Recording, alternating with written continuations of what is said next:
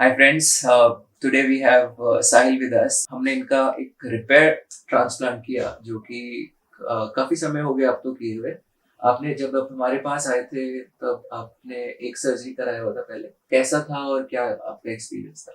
वो सर्जरी तो एकदम वर्स्ट थी। हेयरलाइन भी उन्होंने सही नहीं बनाई थी और पीछे स्टिचेस ना उन्होंने इतने टाइट कर दिए थे कि मेरा फोरहेड ना और टाइट टाइट फील होता था। टाइट फील होता था? हाँ, टाइट फील होता था और ना स्टिचेस में से ना आई थिंक 6-7 महीने बाद भी ना हल्का फुल्का कभी कभी ब्लड आता था। ओके। तो जब मैंने आपसे फिर कराया तो स्टिचेस ना आपने टाइट किए, उल्टा पिछले जो खराब थे वो भी ठीक कर दिए और ना कभी ब्लड आने की प्रॉब्लम आई ना कुछ आई।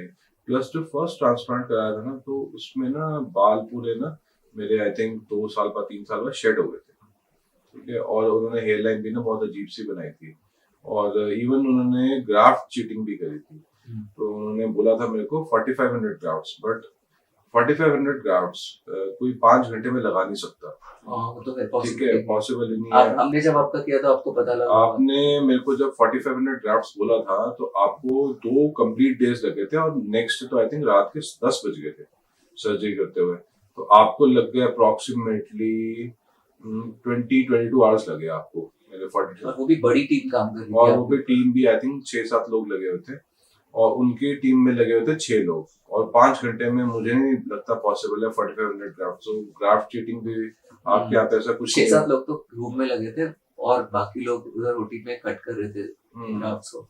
तो उन्होंने बस और वो जो हेयर लाइन भी बनाई थी तो जैसी मैंने हेयर लाइन बोली वैसी नहीं है। तो इवन हेयर ट्रांसप्लांट के बाद भी ना किसी को कोई ड्रास्टिक चेंज नहीं मिला। और जो आफ्टर जो होता है ना कंसल्टेशन या कुछ होता है तो कोई वो नहीं था, जैसे कस्टमर सपोर्ट होता है या कस्टमर केयर होता है तो ऐसा कुछ भी नहीं था उनके केस में। और आपके केस में तो मेरे को तो आई थिंक वीकली बेसिस पे कॉल्स आते थे कि आप क्या मेडिसिन यूज कर रहे हैं, क्या कर रहे हैं। और आप पर्सनली आपने मेरे से आपने मुझे कई बार बुलाया और मैग्नेटिक थेरेपी और बहुत चीजें करी आपने और पीआरपी भी किया। तो आपका जो रिजल्ट आया जो फर्स्ट टाइम आया अच्छा आया, बहुत बढ़िया आया।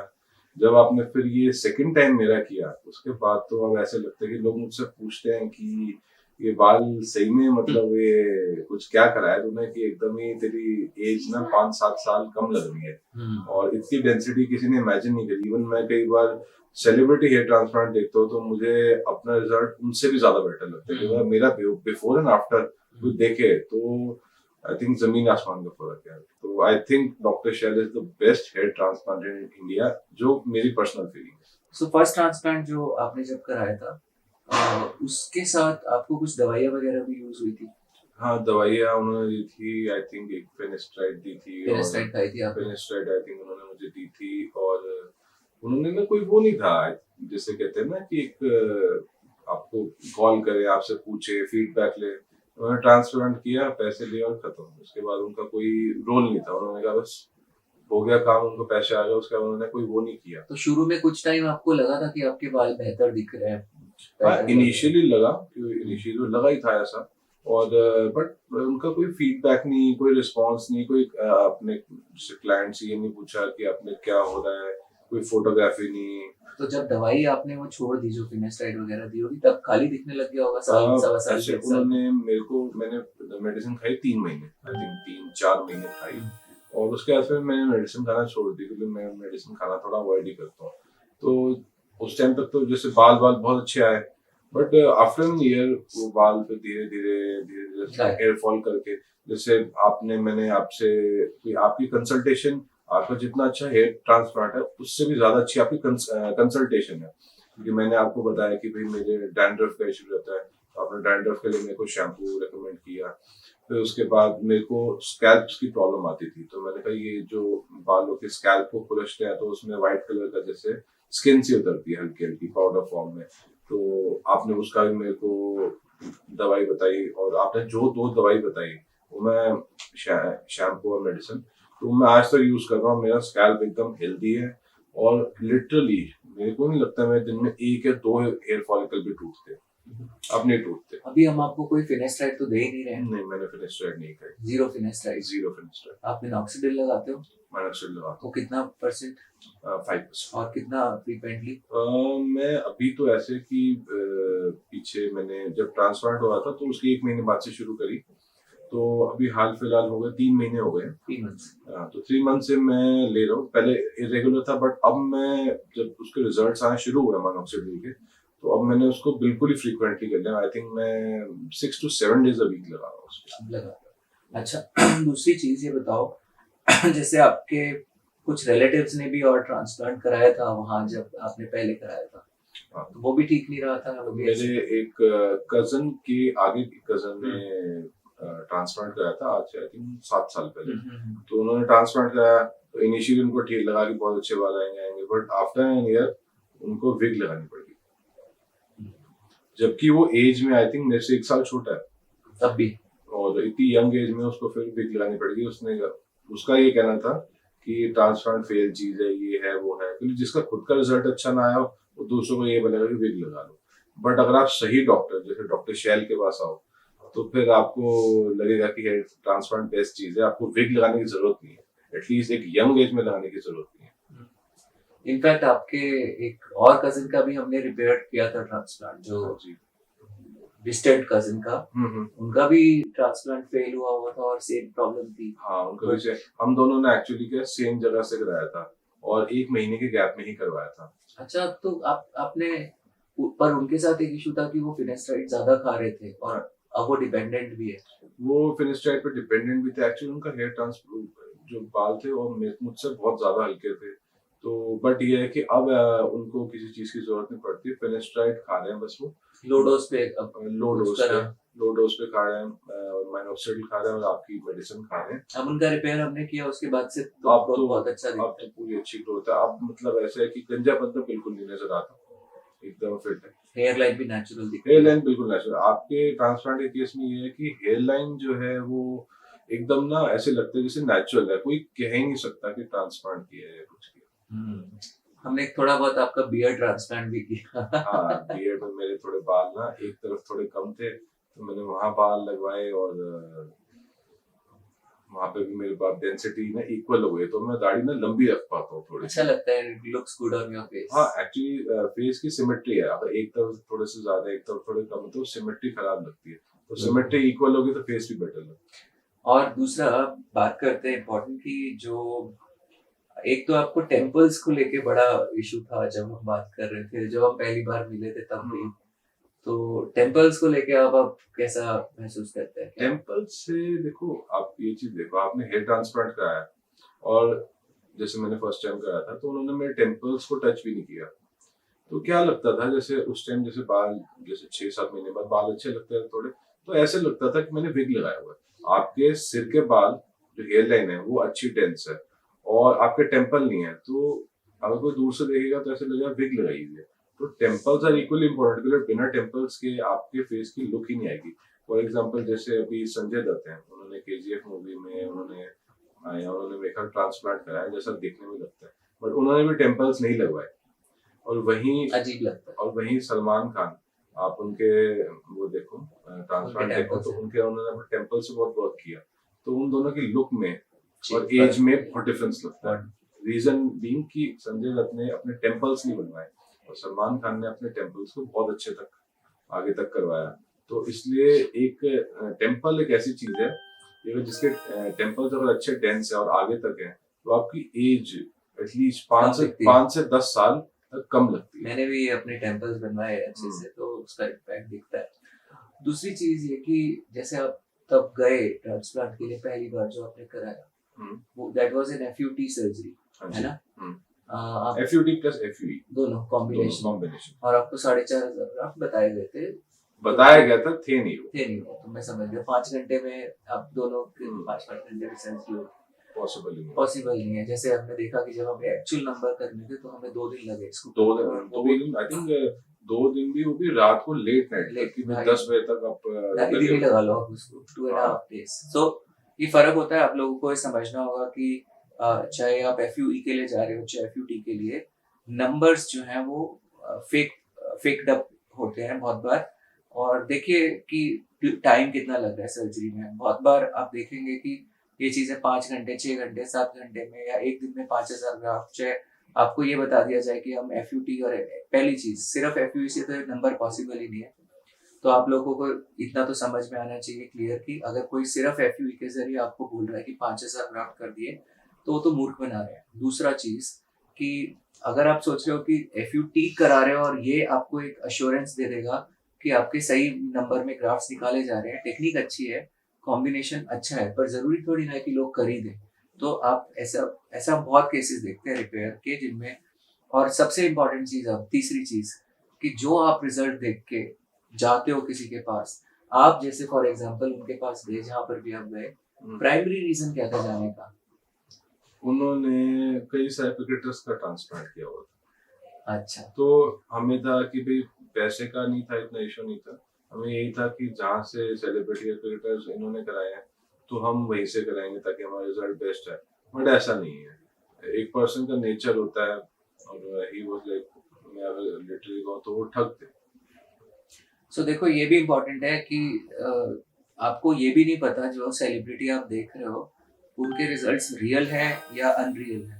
आप अगर बहुत ध्यान से देखेंगे तो ऐसे बहुत सारे सेलिब्रिटीज आपको मिलेंगे जिनके बहुत गंदे गंदे रिजल्ट्स दिखते हैं, साफ साफ पता चलता है कि ट्रांसप्लांट जैसे सहवाग का रिजल्ट बहुत एकदम, और अभी भी रिपेयर करा के भी बहुत मतलब गंदा दिखता है। तो आप समझो कि ऐसे बहुत सारे लोग हैं जिनके की बहुत खराब खराब रिजल्ट्स दिखते हैं, पर सेलिब्रिटी के नाम पर। और दूसरा, ऐसे लोग बहुत बार जब आप उनको देखते हो शूट्स में या किसी चीज में, कमर्शियल्स में, तो वो लोग ऊपर से पाउडर वाउडर छिड़क के उसको शूट कर लेते हैं, पर वास्तविकता में जब आप देखते हो तब काफी दिक्कतें नजर आती हैं। तो ये जो प्रॉब्लम्स होती है सेलिब्रिटी के नाम पे, ये आप ऑब्वियसली ठगे जा सकते हो और जाते ही हैं, ठगे जाते हैं।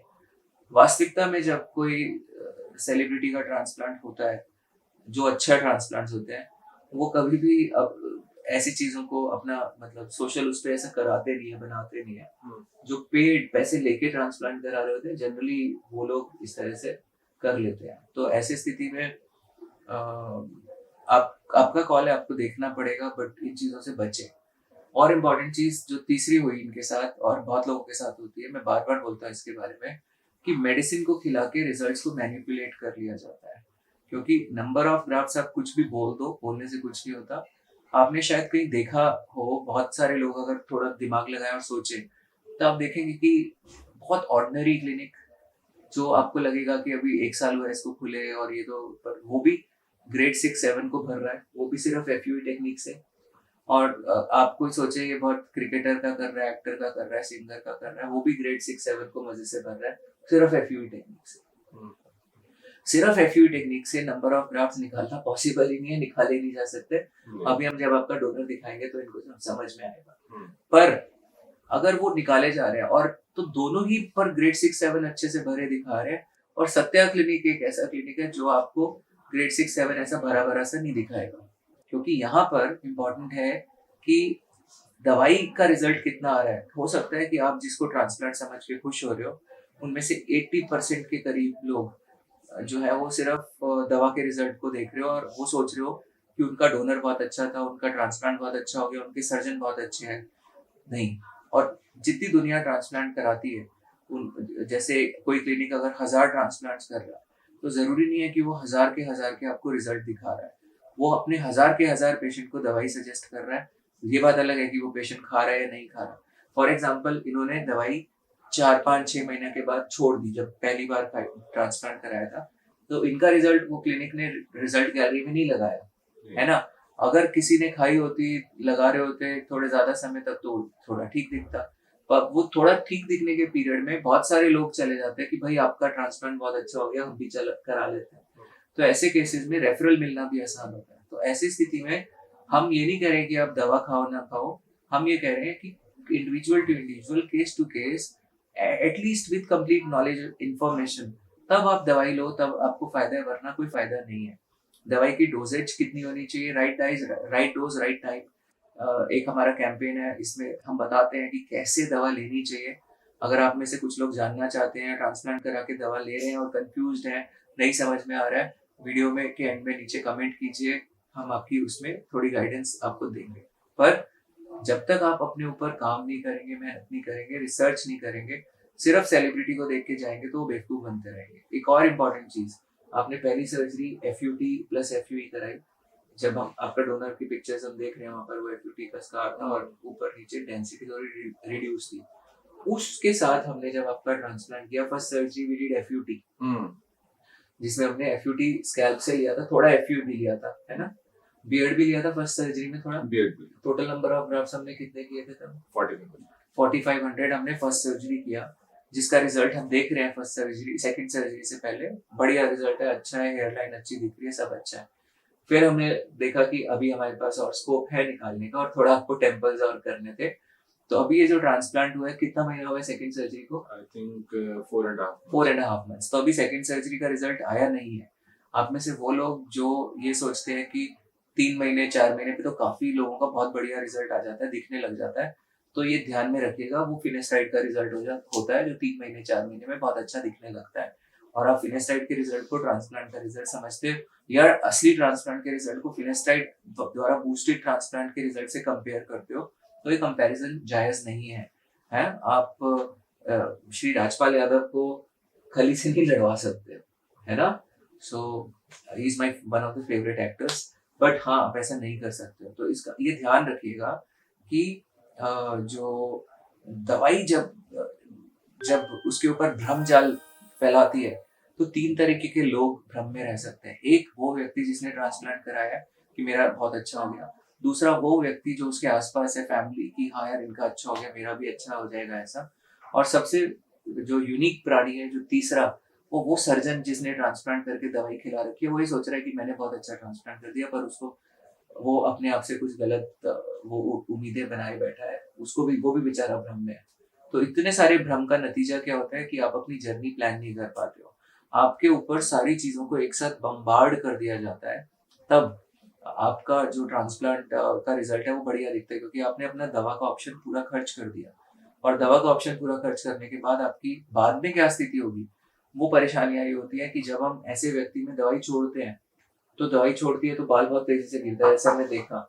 तो ये सारी परेशानियां आपको संभल के चलना पड़ेगा। अब हम जरा डोनर को इवेल्युएट करते हैं और देखते हैं कंप्लीट रिजल्ट। अभी इनका साहिल का थोड़ा और समय लगेगा आने में, हम अपडेट करेंगे उस रिजल्ट को भी, जब आप देखेंगे और मजा उसमें दिखेगा बढ़िया एकदम। पर यहाँ पर एक्चुअल मेहनत करके बाल डालेंगे। अभी दूसरी सर्जरी में हमने कितने ग्राफ्ट्स किए आपके? आपने दूसरी सर्जरी में करी है 2100, जिसमें हमने स्ट्रिप दोबारा निकाला और थोड़ा बियर्ड यूज किया।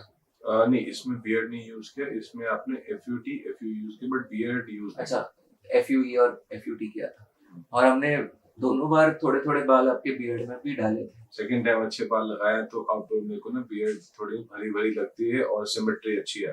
पहली बार तो हम थोड़ा बियर्ड पे कंजूसी से खर्च कर रहे थे, क्योंकि हमें ज्यादा यहाँ करना था, तो इस बार गुंजाइश थी, तो अब बियर्ड थोड़ी ना भरी भरी ना अच्छी लगती है।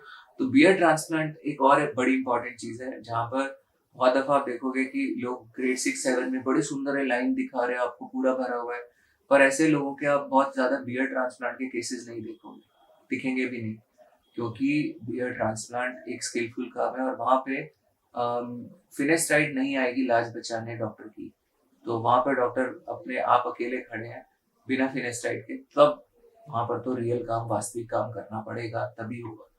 और बाकी हम एक बार डोनर वो रिजल्ट को थोड़ा करीब से देखते हैं। ये हेयर लाइन जो आप देख रहे हैं, this looks very beautiful and see it looks really amazing. Temple पे भी काम किया हुआ है हमने।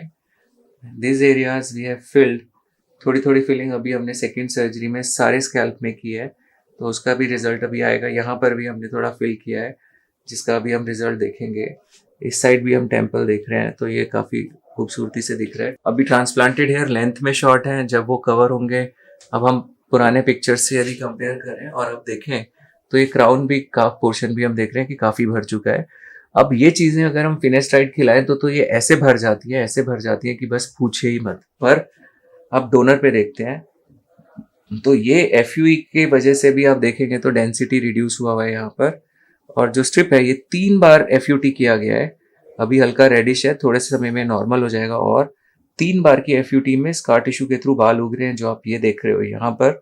और फर्स्ट टाइम तो उन्होंने खैर पता नहीं कितने ग्राफ्ट निकाले, सेकेंड टाइम हमने तकरीबन 2400-2500 ग्राफ्ट स्ट्रिप से निकाले थे आपके शायद, है ना, और अब की बार हमने शायद 1500-1600 कुछ के करीब निकाले हैं स्ट्रिप से आपके। सो इसका मतलब कि 3 बार स्ट्रिप से। अब यहाँ से अगर हम जनरल देखें तो एफ की साइड डिप्लीट दिख रही है, जहां पर हम देख रहे हैं कि क्लोजली देखें तो एफ की साइड डिप्लीटेड है थोड़ी सी, परंतु एफ की साइड डिप्लीटेड नहीं है और मैक्सिमम ग्राफ्ट जो है वो एफ की साइड से निकले हैं।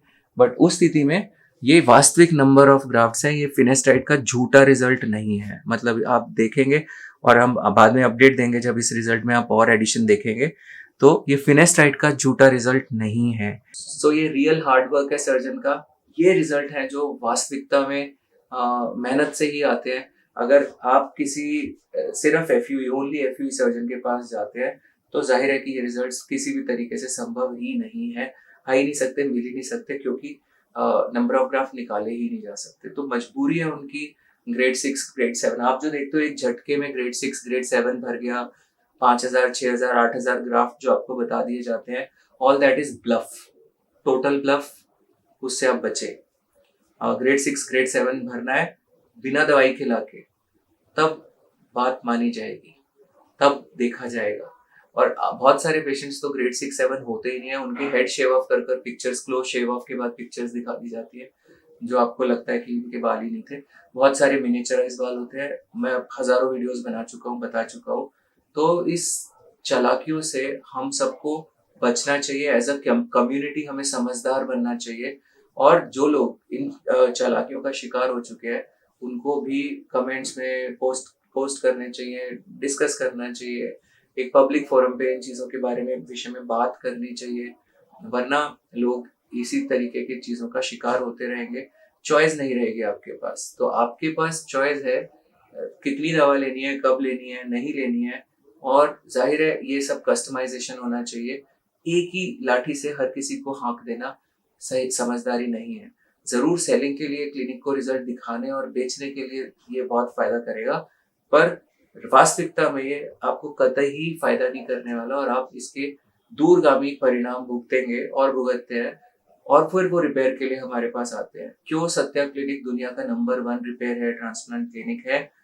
हम ये किसी घमंड में नहीं कह रहे हैं, हम ये वास्तविक काम को बहुत प्यार से, बहुत अच्छे तरीके से करने के बाद कह रहे हैं, क्योंकि ये सारी चीजें करने के लिए वैसे ऐसे डोनर्स के साथ ये रिजल्ट, वो भी बिना दवा के निकालना, मतलब रियल स्किल। एक तरफ अब आप रिजल्ट्स को देखें जब भी आगे, तो आप देखें कि एक तरफ मेहनत के रिजल्ट्स हैं, कला के रिजल्ट्स हैं, प्रॉपर प्लानिंग के रिजल्ट्स हैं, और एक तरफ हर रिजल्ट के ऊपर एक ब्रश पेंट करके फिनेस्ट्राइड का दिया जा रहा है।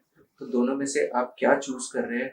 हो सकता है आप इस रिजल्ट के लिए, जो कि सिर्फ फिनेस्ट्राइड के झूठे सहारे पे खड़ा हुआ रिजल्ट है, आप इसके लिए जरूरत से ज्यादा कीमत पे कर रहे हो सकता है आप इसके लिए कम कीमत पे कर रहे हो, पर दोनों स्थिति में आप कीमत पे कर रहे हैं अपनी सेहत से, आप कीमत पे कर रहे हैं अपने डोनर से, और आप कीमत पे कर रहे हैं अपनी उम्मीदों के टूटने से, जो कि अगर आप किसी बेहतर सर्जन के पास होते तो बेहतर स्थिति में होते। सर्जन की कला और सर्जन का तजुर्बा दोनों बहुत मैटर करता है, और मुझे ऐसा लगता है कि doctor Shail is the best transplant surgeon of India, और मुझे अपना रिजल्ट देख के बहुत खुशी है, and I feel much more younger then